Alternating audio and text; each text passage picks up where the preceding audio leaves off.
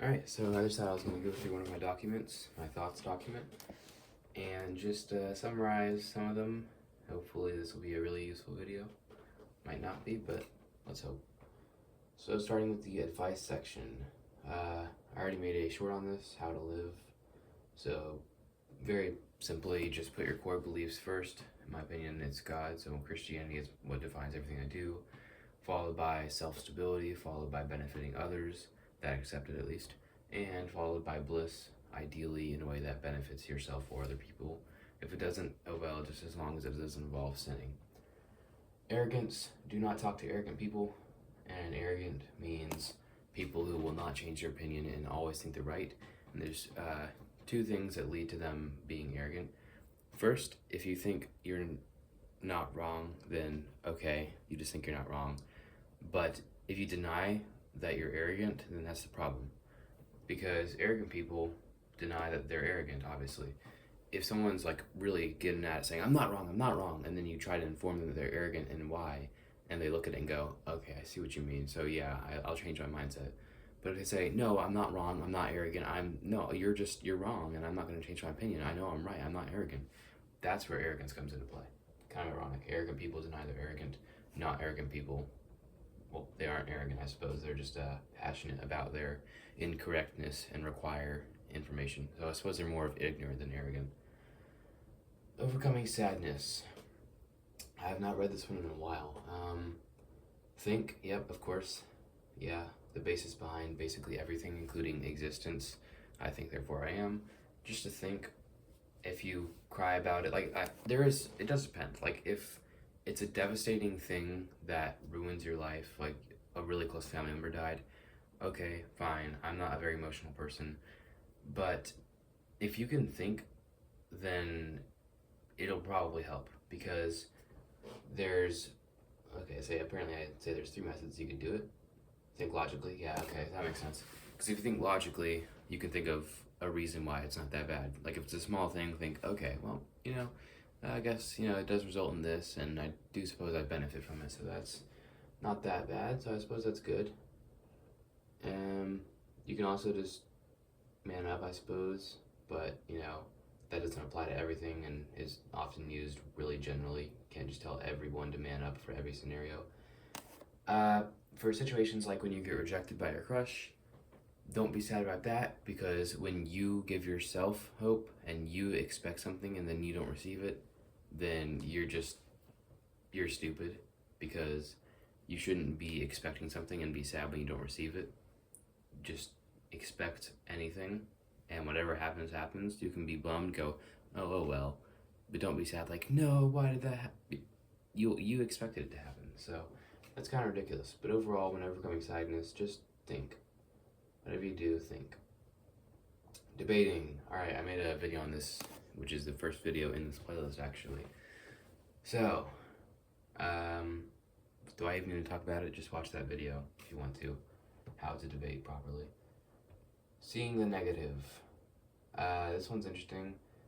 So basically, the reason you see something bad happen but you don't notice it improve is because it's different. So anything that's correct, normal, standard, you don't notice it. Why would you notice anything normal? But when something's bad, then you notice it, it stands out. Or when something's exceptionally good as well. But things that are just completely normal, that's not interesting. That's why news is almost always negative. That's why everything seems so bad when looked at from the news, because you're just seeing everything bad happening. Because obviously a bombing is a lot more terrible than person ordered coffee, didn't like it. So bad things are much more noticeable. Now, unless it is something you are either actively thinking about or you notice every time it happens, like if you get into a car and always notice it's bad, you're probably going to expect it and be prepared for it. So when you get in and it's not something bad, you're like, oh, that's different. And that's when you might notice it. Or you're just really attentive and notice when things improve, which is good. Now, overpowering emotions. So this one really only applies if you have a ton of self-control. Really just emotions, there is a stage of emotions where, because it's all biology based, they can technically control you. They can override your willpower. But that is like super rare scenario. That's like intense emotions that almost no one's ever going to experience fully. Just all of the things in your body are fighting against you and beating you. Most cases, even if it's just pretty bad sadness, get over it. It sounds stupid and it sounds, what's the word when you're not being empathetic? It sounds dismissive? I don't know. But you can just get over everything. I mean, that's kind of what I did because I realized, why be sad? Now, people do say, oh, well, sadness is necessary for happiness. I don't think so. I would much rather not be sad, especially if the problem is something that isn't going to change for a long time or ever, then just get over it. So, unless it is actively controlling you, your body is overriding your free will, or you're being held at gunpoint, you can get past emotions. You'll still feel them for sure, but you still have control over how your face looks, over how you move, and how you do. So even if you feel unmotivated, and if you're crying, and if your face doesn't want to smile, sure, the smile is hard to force, don't force it. You feel unmotivated, oh well, get up, get over it. If you're crying, oh well, just don't go out, I guess. You don't want to go out when you're not feeling good. Especially don't drive when you're not feeling good, that's a bad thing. But overall, you can still choose what you want to do and you can still control yourself. So that's one reason having a ton of self-control is great, because you can just not be sad. It's kind of, when I was developing sort of depression, I was like, I basically just realized, wait, so my problem comes from being alone, which probably won't change for a long time. And being sad is just going to ruin things. So why would I do that? And I just thought about it logically, because as mentioned earlier, just think. I realized all I'm doing is making myself more sad, so I just snapped out of it and started working out because it's just dumb to be sad. Again, situational, if it's like legitimately that terrible and it's getting to you. And it does depend. Some people are more sensitive. The more self-control you have, the less things affect you. The more logical you have, the less things affect you. The more autistic you are, the less things affect you. So I'm a pretty good candidate for things not getting to me emotionally. And when they do, just get past them. And of course, even if you still feel bad, that's going to happen. But what you choose to do is either going to be bad, like moping, useless, or just do things normally, which is better. You might still be affected by it because, due to, again, biology, your brain's going to be screwed up and it won't be processing things correctly and it won't be functioning at high capacity. But, oh well, you can still choose to get over things. Dealing with bullying. This one isn't a fully universal, but it still can help. So first of all, ignore them. If it's just verbal, it does not matter. And if they're not doing anything bad to you, who cares? Just ignore them. Now, if they start affecting your life in any way, so like if they're taking your stuff or they're bullying you physically or any way that's actually affecting you negatively, then you can do two things. You can either mess with them, the person who already hates you and has no reason to dislike you, but they're going to do it anyways, and they're going to hate you even more, which is kind of stupid. Or you can, wait, what? I think my writing is contradictory here, hold on. Oh, right, okay. So yes, you can either try to get back at them, which is just poking the bear, or you can aggressively confront them, basically threaten them. You can't threaten them too much due to US law or school rules. You don't want to be put in an institution, you don't want to be arrested, you don't want to be suspended, so don't threaten them too much, but just confront them, make it aware you will do something to them if they continue, just nothing too bad. It depends on your situation, on how strict the rules are on confrontation in your country or school or what your parents will do to you, but just confront them. So now, they can do one of two things. They can either choose to continue annoying you when you've already threatened them, or they can just ignore you. So, if they continue to annoy you, then, well, unfortunately, they're just stupid and you can't change that. So that's probably what's going to happen, which is why I said it's not universal. But if they choose to not annoy you, then they have a brain. Because if someone says, stop doing this or I'll harm you, and they can either ignore you or they can just continue to annoy you and potentially get harmed, then they're just stupid. But unfortunately, most bullies are stupid, so that's why it's not going to work that well. Alright, that's just one about logic, because, yeah, logic is good. Opinions. Alright, this section isn't really that necessary. It's really just what I think about things, like what I consider a friend, what I think about sympathy, what I think about what love is. This one's good. Heroism and honor. So I'll just read this one basically. I find honoring people for small acts very annoying and depressing. When someone does something that they should do regardless, they shouldn't be honored unless it costs them something. If someone pulls another person from a hole, costing them absolutely nothing, why are they honored? If someone risks their life for something, sure, but the world has so much evil and lack of caring that just doing the right thing is considered honorable. Also, even to some extent, doing the right thing at a cost if the cost is smaller than the outcome. Like, if someone fights off a guy who isn't armed to save an entire building from being terrorized, they're considered a hero? Yes, they did something brave, but to an extent you'd have to be cynical to ignore them. You'd be putting your life over many other people. Thus, it shows it's normalized to be selfish and not do the right thing. And just doing what's right is rare. Another great example of how bad this world is and that morals anyone should have aren't standard. No one is concerned when people ignore simple tasks that would benefit others, yet when someone does something that they're considered a when someone does that okay, I just weird sentence structure. No one is concerned when people ignore simple tasks that benefit others, yet when someone does that task, they're considered a good person. If someone isn't a good person, what are they? Humanity. Welcome to Earth. A place where ignoring others and putting yourself first is normal, and doing what's right makes you special. Now, this one, I mainly notice it when people, like, I've had some people, YouTube, Discord, whatever, they say, like, wow, you're so amazing, or you're so smart for your age. It's like, I kind of hate that, because I should be this. That sounds like a terribly egotistical statement. How should I word this? Just thinking correctly should be the standard. Having logic should be the standard. Not being offended over everything should be the standard. All the good attributes of me that I try to improve should be the standard. But the world is so filled with bad things that just doing what's right is considered good, and that's kind of what annoys me.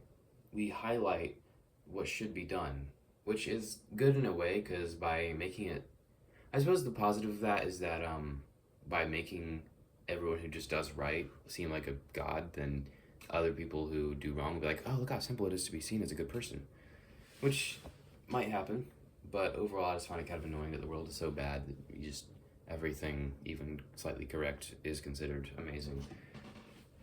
Young stereotypes. So, this one kind of applies to what I just talked about. I just find it kind of annoying that younger people are immediately considered worse. I found this a lot through talking to people on Discord. It's like, so if someone's 16 and you're 2 months younger than them, but you're 15, it's like, yeah, no, you're 15, so I'm not going to talk to you. You're stupid. What? First of all, I'm most likely more intelligent than you, because, well, you just don't seem that intelligent if you make that statement broadly. Second of all, it's not that much of a difference. And what really are the chances that someone a few months younger than you are just instantly not intelligent? Now, obviously, I don't care to talk to those people anyways, because if you're that stupid that you don't realize how dumb of a statement that is, just thinking everyone, even a day younger than you, is less intelligent than you, shouldn't be talked to, then you're stupid. That's a dumb thing. It doesn't require any thought at all. If you thought for even a second, you realize, oh wait, maybe people who are younger than me can be more intelligent than me. Oh no, that's not a chance. Because I've lived for 24 hours more than they have, I gained twice as much knowledge as them, and they aren't mature at all, and they're just weird little kids. And also, when it comes to dating as well, someone who's 17 and 18, they're very similar. Or even 16 and 17, that's even closer, because there's not much difference between legal stuff, because obviously when you're 18, a lot more stuff changes in law. 16 and 17, completely fine. But dating, so like a younger girl who's 16 and an older 17 guy, oh no, that's wrong. Why? Like, just a year apart can be seen as weird. 2 years apart is immediately considered disgusting until you get into like the 20s. Someone who's 13 and 15, weird. 14 and 16, weird. 15 and 17, weird. 16 and 18, weird. But then 22 and 24, okay, that's fine. Why? Where is the logic in that? I don't get that. And the further you go, the less it matters. Like 57 and 59, no one cares. But 16 and 18, why is that disgusting? Now, I can't get I guess that age range is worse, 16 and 18, because, one's considered a younger teenager, one's considered an adult, so that's worse. But 14 and 16? No, okay, well, I guess there's phases. 13, or 14 and under is relatively young and ignorant. 15 to 16 is a sort of phase of where you're gaining knowledge, or at least should be. 17 is its own kind of special, almost an adult thing, pretty smart, but not the most genius thing. 18's adult legally. But like 17 and 19, yeah, okay, that's bad. Okay, I do see that, but I do think it's a little annoying, especially when the difference is by months. Like if it's just immediately assumed it's so bad. If someone is a month younger, but it's just at that time of year when one person has their birthday, the other person hasn't yet, 16 and 17 can seem like a weird thing, but they're hardly even apart. So that's just young stereotypes are just strange. And I've talked to adults on Discord, and it's perfectly fine. We have a normal conversation. Then they find out I don't do it anymore. So 15, and they're like, "Oh, what? No, you're not mature. You're not intelligent." I'm sorry. We just talked for like an hour, and you were perfectly fine with me, and you considered me more intelligent than most adults you meet. But once you find out my age, you immediately assume I'm just an idiot. What? I just don't get that. It's so weird. It's just weird. Online dating. All right. So this one, don't online date. First of all, I'm just say that it is stupid, and I don't get why it is so normal. Well, I do get it because people are stupid, but you expect to, first of all, meet someone perfect on Discord of all places. Then you talk to them for 2 weeks, claim to be their partner, stay with them, assuming you're about 15, for a decade, buy a house to move in with them, and hope they're as good in person as they are online. What? What? You think that's gonna happen? What the hell? I mean, if you're older, it's still stupid, but you just cut down the waiting time from 10 years to a couple years. Meeting anyone online and then expecting that to marry them for life is just like, huh? And then as for just online dating, you're not changing anything. What's the difference between an online friend and an online partner? You call them names differently and you act romantically towards them. Where's the love? You just find them attractive. You never even hugged them. You've never seen them in person. You never done anything in person with them. They're just a friend that's closer. That's all they are. I've even made a video about that. The short girlfriend, boyfriend. Because basically, in that stage, you're just close friends. You just take all the things you normally do to another level. Random person doesn't do anything. Friends hug. Partners kiss. Random person you don't talk to. Friends you talk to a bit. Partner you talk to more. Everything you do with a girlfriend or a boyfriend is just what you do with a friend, but to a higher degree. It's not until you actually get married that everything changes and you're officially together and live together and all that stuff. So yeah, that's weird. Extra opinions. Be thankful for what you have. I don't like that because, in general, yes, be thankful for what you have. Obviously, we deserve eternal sin or eternal punishment for sin, so be thankful for what you have. But just because you don't want something doesn't mean that you should take it. Like, it mainly applies to like when you don't want to eat a food. It's like, oh, well, kids in Africa, okay, and well, then give the food to them. Like, if you're so concerned about how bad of a situation they're in, then why are you feeding the person who's a child of a six-figure parent the food, if that's your main concern? And also, it's more about the mental than it is the physical, because someone could be in a terrible situation but be happy, and someone could be in a great situation but be sad, rich and sad or poor and happy. That's a common question. And poor and happy is the answer, because why? Money doesn't matter.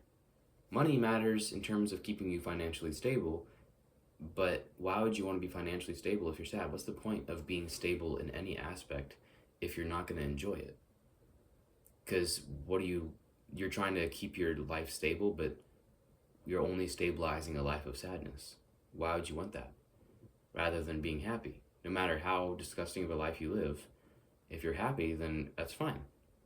So be thankful for what you have when, especially comparing, people who are less privileged. If you're comparing it to people who enjoy their life more, that's kind of stupid. And there's a lot of extra things you get onto that, but overall, just saying, oh, well, this person has it worse. Someone's always going to have it worse. So that's just a useless argument. No one's ever going to have it the worst, except for Jesus dying on the cross, because, that's the worst thing to ever happen to a human. So stop comparing yourself to other people who have it worse, because there's always someone worse. This one just says that I'm basically annoyed when people make themselves all mysterious and hide information. It's just cringe and hard to talk to you. It's just don't do that. Flawless and perfect are different. Now, they can be synonymous, yes, but flawless is without flaw doesn't imply that everything is the best to its highest degree. Perfect does imply that. So you could be a flawless person like Jesus, you never sin, but trying to be a perfect person like every single nanosecond of your life, both in physical and mental, you are doing the most a human could possibly do. That's not possible. Things can be flawless, but they can't be perfect.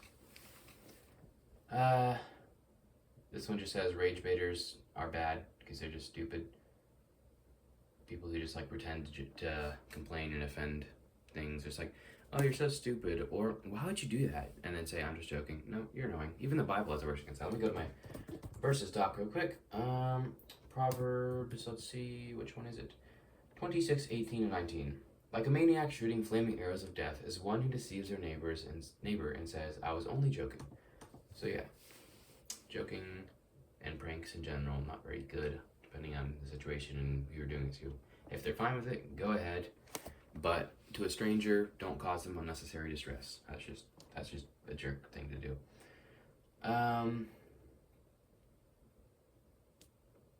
This one's a little more complex. Basically, it's saying that it's kind of hard to word it, really. It's a long paragraph because I couldn't figure out how to word it. But like when a sad scene in a movie adds music and adds a filter and adds background, I get the purpose. If the entire idea is what it makes you feel, because all those things do is make you feel a different way. So if the goal is to make you have that feeling, go right ahead. But in my opinion, if you want the purpose of it to come through, then don't.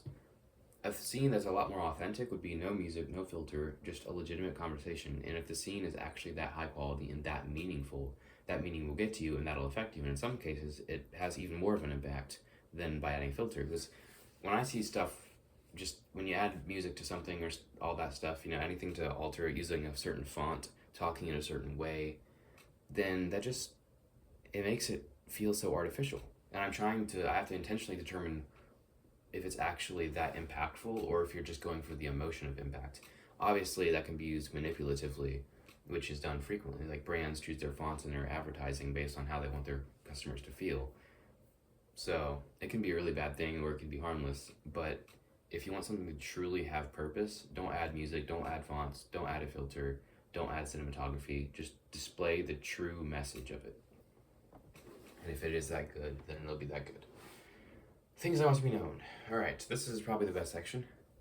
Overthinking is just thinking, in my opinion, because most of the time, overthinking is just when you think a lot, and it's kind of stupid, because over implies something bad's happening. You did it too much, but you can't think too much unless it actually has a downside, like giving you a headache or giving you an existential crisis or harming someone or harming yourself or leading you to make bad decisions. You're not overthinking, you're just thinking. If anything, just thinking and not overthinking is underthinking based on how people define overthinking. And I swear, some people will just you think for 2 seconds and they're saying, why are you overthinking it? I'm not, I'm thinking. Thinking is good, by the way. Whoever designated seasons is an absolute idiot. So, let's go over the seasons, friends. Here we go. Best time to go outside, obviously, when the summer's going to bake you. Yep, the sun is going to give you sunburns. So, best time to go outside, let's invent daylight savings time. So you have more sun in the summer, so you can get burned even more. It's also great to go out in the spring because you have the sun and you get allergies and there are insects everywhere that are going to sting you and spiders. So spring's also amazing. When it's freezing and you have to put on a ton of clothes to go outside, that's just a great time to head out. When it's gorgeous, the temperature is perfect and everything in the entire area just is a beautiful shade of red and orange and yellow. And it's just an absolutely amazing season. Stay inside and read books with your pumpkin spice latte. What? The best season, objectively, not even subjectively, objectively the best season. The best looking, the best feeling, the best everything is autumn. And that is the one time people like to stay inside. Some people stay inside during winter, but no. Why would I want to go outside and play when I'm hot? That is stupid. Why would I want to go out and play when there's pollen everywhere? That's stupid. Sure, snow is fun in the winter, but that's not a good time to go out. Fall is the best time of the year. If I could have year-long autumn, I would.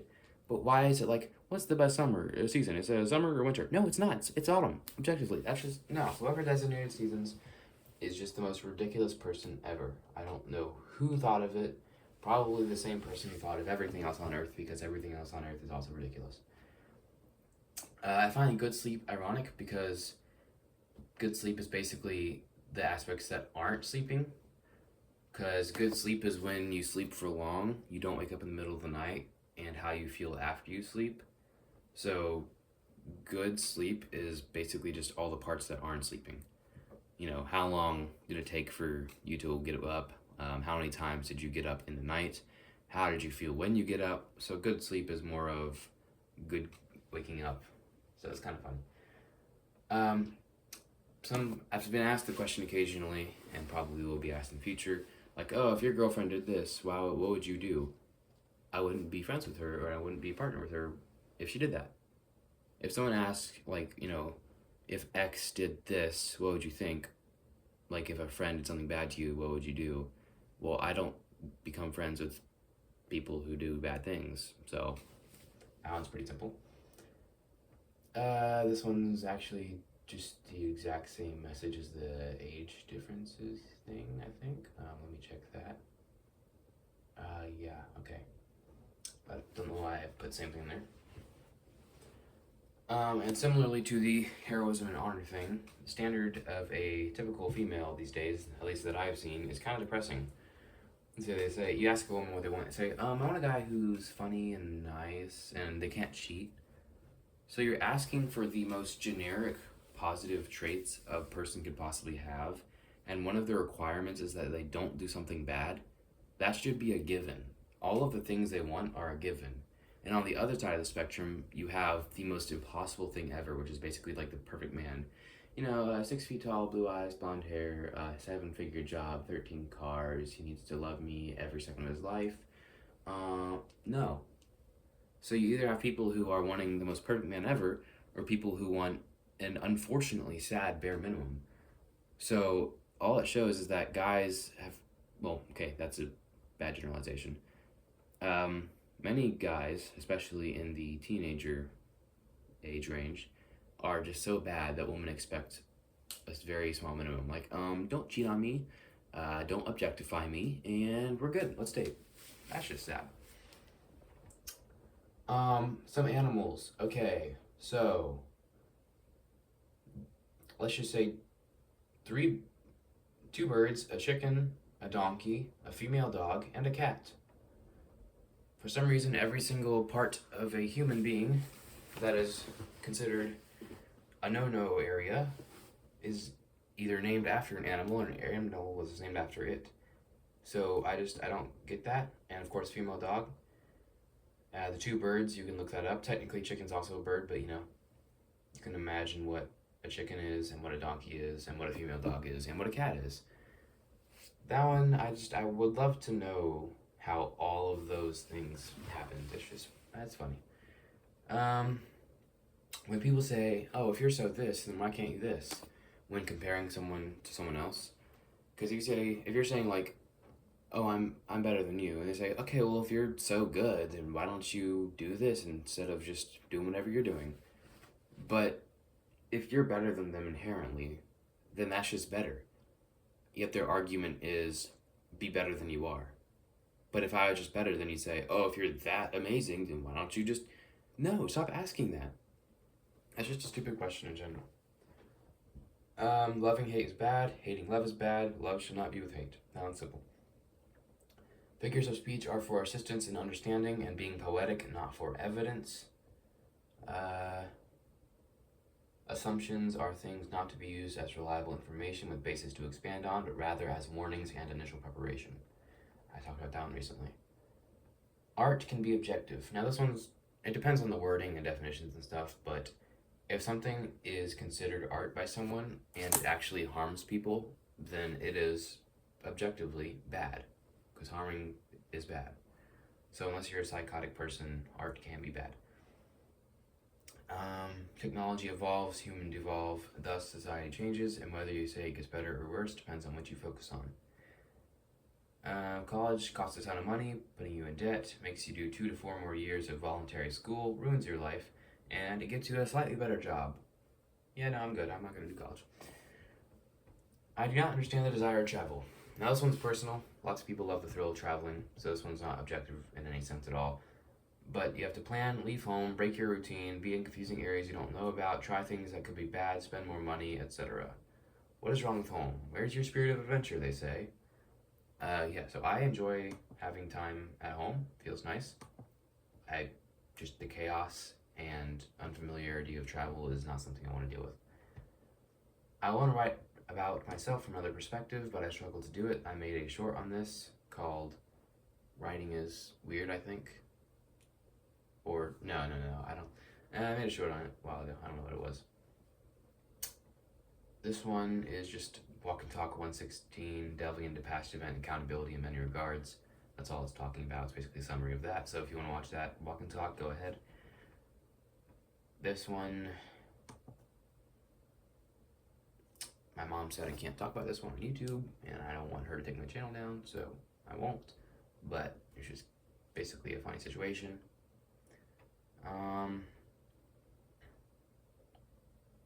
Basically, modern art sucks. I don't need to explain it. That one's about the meaning of life, which I talked about already. Alright, this one's kind of interesting. Some people say mainly what fighting is what inspired it, but it applies to, fighting, be a governmental leader, games, everything. So some people say control is good. You need to have control. Some say power is good. You need to have power. But it's about control of the power. If you just have power but no control, for instance, if you had a really hard punch but you couldn't control it and you didn't know where it went, that punch would be useless. It'd be just going all over the place. But if you had perfect control and you knew exactly where it went, but you had no power at all, it'd be useless. So you need power and you need control. So you can send your punch exactly where you want it to, or you can control the people with all of your power in a good way. So control of power is good. So in my opinion, there's two stages to life: ignorance and accountability. Transition, you're like me. Like, the refresh is basically what inspired this. So when you don't realize that your flaws are bad, or you accept them as yourself, or you consider them personality traits, or you think your flaws just aren't bad at all, that's ignorance. But then when you realize, okay, I should change this, now I accept my flaws, and anything I do past this, I'm taking full accountability for it because I'm in the right mindset and I'm going to fix all my flaws, hopefully. That's the accountability phase. This can apply across many things at different times. So, if you're starting a new sport, you can still be in the ignorance phase, even though you're already in the accountability phase of just life in general. Then you go, okay, look, I've really been hindering my team, so I gotta work on this. So you can transition across different things, but I think in life, everyone should have that phase. People don't typically, or it takes them a really long time. They'll be in their 30s and realize, man, I don't really live life that well. I gotta lose this weight. Like, it takes a long time for people to realize their flaws. It's unfortunate. And some never do.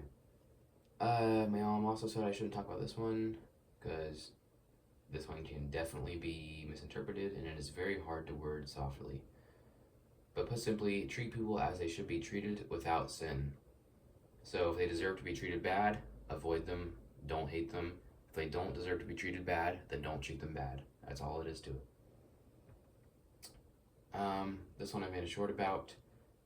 Basically, I think the short was called The Master Plan, or something like that. And I just want a place, or places, where everyone with stupid ideas or stupid beliefs could go and try them. So the radical feminists who say men shouldn't exist, okay, give them a society of 1,000 of those people. Go ahead. Work on the oil rigs. Have fun. Just anyone with a very, very dumb idea that would collapse society, just let them go through that and publicize it and let them see how terrible of an idea that is. Because they don't realize how bad it is until it happens to them specifically.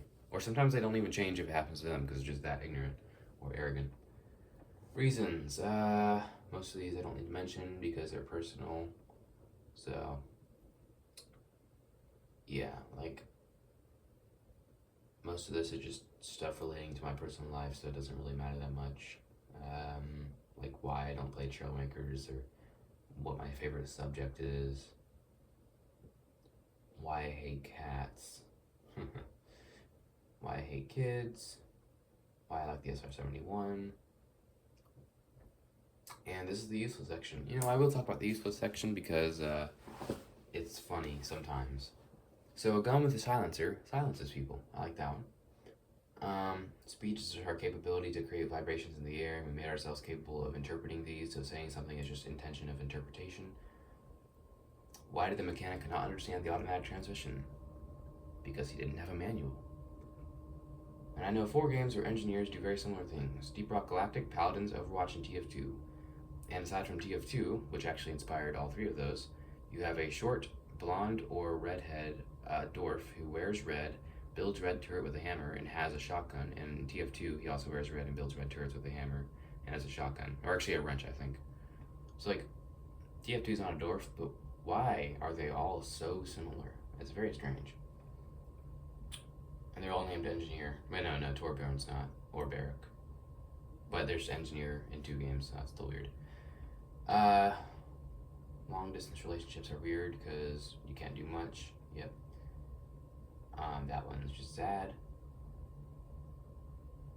This one, I just find it kind of funny when someone says they're a car guy and their favorite car is just Hellcats drifting in the night with LED lights. That has happened way too many times to count, and I hate it. You're not a car guy, just admit it.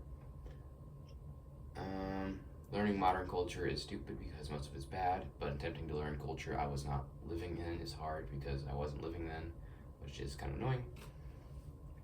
With understanding of the mind comes capability of manipulation. It's difficult to be honest without being perceived as a jerk because sarcasm exists and I hate it. I wish there was a half exclamation mark because sometimes you don't want to say, hey, you don't want to be excited, but you don't want to say, hey. And with the period, it's hey, which is even worse. So I just wish there was like a half exclamation mark to saying, hey, showing you're interested but not excited. You know, wouldn't that be so nice? That's useless. So sort of flow chart of what makes sense to do. To start, is it an improvement? If not, don't do it. Now, does it take effort? If no, then do it. If it takes a small amount of effort than the game, most likely do it. If it takes more effort than the game, then it's up to you. And okay, my PS says it applies to very strict portions of life, not very useful in a broad range of scenarios. Brazil backwards is lizard, which sounds like lizard, so that's kind of funny. Life is like the Lockheed Martin SR-71 Blackbird. It's very fast. You have to know a lot about it to use it. It takes a long time to develop. Messing up will result in massive catastrophe. It's best for those who shoot for the sky and you never see it coming. This is just about preference, which I don't understand. When someone thinks about you, your presence is with them, so when you feel alone and you know someone's thinking about you, you can understand you're with someone in spirit. Favorite colors are overrated. Color combos are the goat. Orange and white goes hard when done correctly. That one I'm not going to say.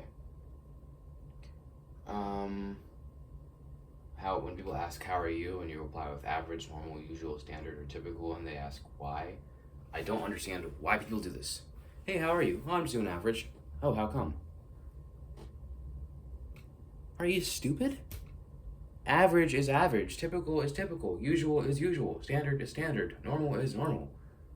Like, why would I not be doing average? That's what when people like reply why to that, I hate it.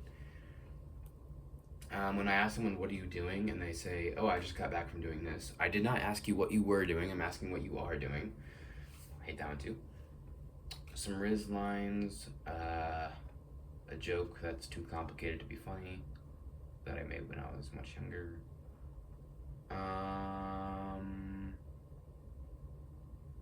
Yeah, okay, that one's too complicated. Villain origin story. Alright, that's funny. I made a pretty cool term, pedal to the metal while in neutral. I have an analogy for cars. They used to be rough but defined piece of clay. Then in the late 80s to 2010s, we smushed them into blobs. In 2010s onward, they just got polished and cleaned. Describing spaghetti. Long, creamy noodles covered in white sauce. Very slurpable, and I want to eat it all day. Sometimes with balls. Can't forget the oil. Gotta love spaghetti, huh? Oh, wait, gotta add an apostrophe there real quick. There we go. The further ahead in time zone you are, the cooler you are. Because Californians, Georgians like me, they're alright. Europeans, cool. Filipinos, awesome. Australians, hell yeah. mainly Filipinos. I swear every cool person on Discord I've ever met is either Australian or Filipino. It's annoying because their time zone is so far away from me. I find it funny how it's called a beeline when bees kind of go like this. They don't really do that. So it's odd. So suppose you're spawned in a room with an opponent to kill. You are given the option of 3 items as long as they fit in the room. What do you choose? So you can think about this. So just 3 individual items. If it's something like a gun, the magazine and ammo does come with a gun, so 3 items to kill them. And you're both going to be spawned in with your items immediately, and you both have to kill each other. So in my opinion, I would bring a Kevlar shield, a bright flashlight, and a Glock. And I position them to where Kevlar shield here, flashlight on the... This is the easiest way. Okay, flashlight here, and then Glock in hand. So the shield immediately held up to block things. Kevlar, so, because like riot shields are clear, the moment I spawn in, instantly use the flashlight, blind them, like super strong flashlight covering my eyes and putting the shield to my face. Move from where I was originally so they can't just like blind fire whatever they have, and then shoot them as fast as possible. That's the question. Like you have defense, blinding, gun, done. And also the shield. Oh wait. Oh yeah, the flashlight can be a blunt object to throw. It's really hard to counter it. This one is just imagining the song "Slow Ride" by Foghat as a World War II tank scene. I just think it'd be so funny. Beat drop shows the mouse coming over the edge. The beat sinks into the gun loading and firing. Move to the music. That line in the song shows soldier running. Go down shows them dropping dead. Roll me shows them crushing soldiers under the tracks. I just think that'd be a pretty cool scene. That one, I don't know why I said that one. That's just, I'm gonna get rid of that one.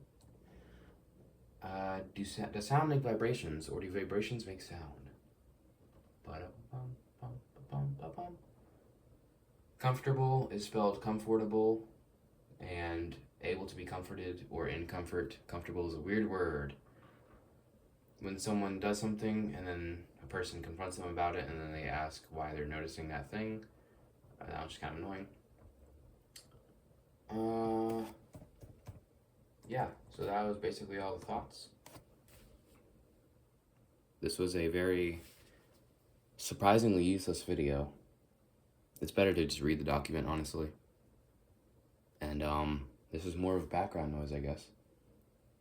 So I hope you enjoyed. Hope you learned something. And even though it's not a walk and talk, as always, adios.